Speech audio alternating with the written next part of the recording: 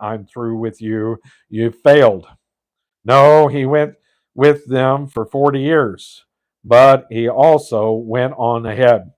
He gave Moses their instructions for living for the time when they would enter the promised land, but he waited for them and dealt patiently with them in their time of affliction in the wilderness. He wasn't afflicted. He didn't break down and fall, but just stayed there with them. He has dealt with me in the same way.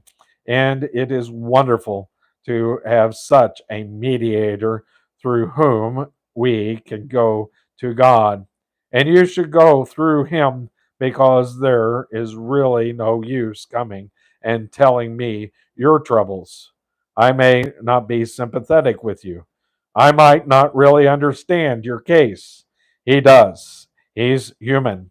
He is a days man, a mediator.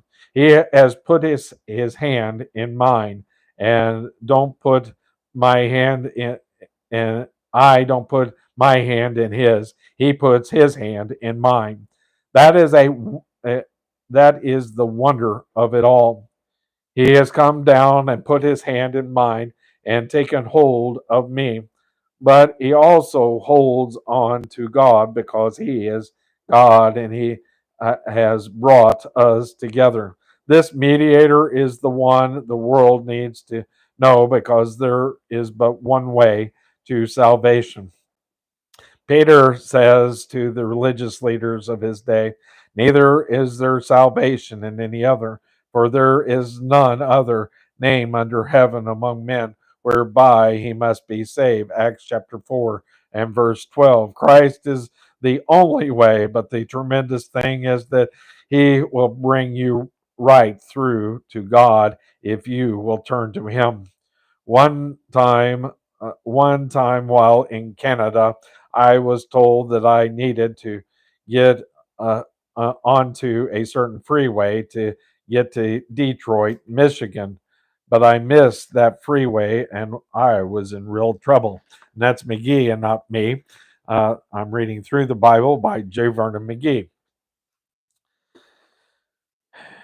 I have a long story about whenever I was in Canada one day.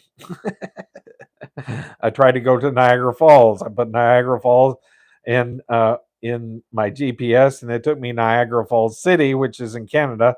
And so whenever I got stopped at uh, the border crossing, I was like, "Oops, I'm going the wrong way." He said, "No problem. We're going to search your car and let you go back." And then whenever I tried to get back into the United States without a passport, that was another hilarious thing.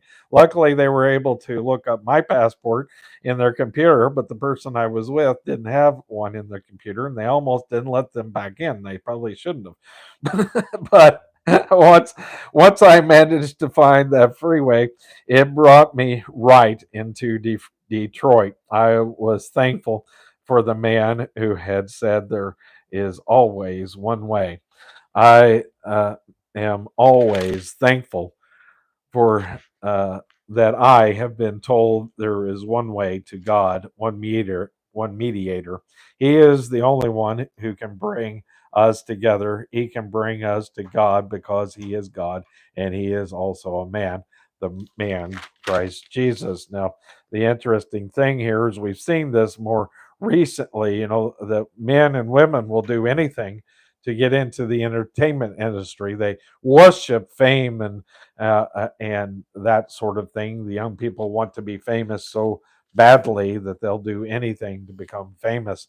And we see that coming into the public limelight here more recently. I didn't watch the trial and what that Will Smith said. Apparently, he broke down and cried on the stand. It was so horrific what was done to him for him to be able to get into or to stay in. I don't know what the case might have been for him, but obviously he did something horrible to promote himself in the industry, and so it's sad that people will do that. That the motion industry has become their god, and so and with that we conclude that section.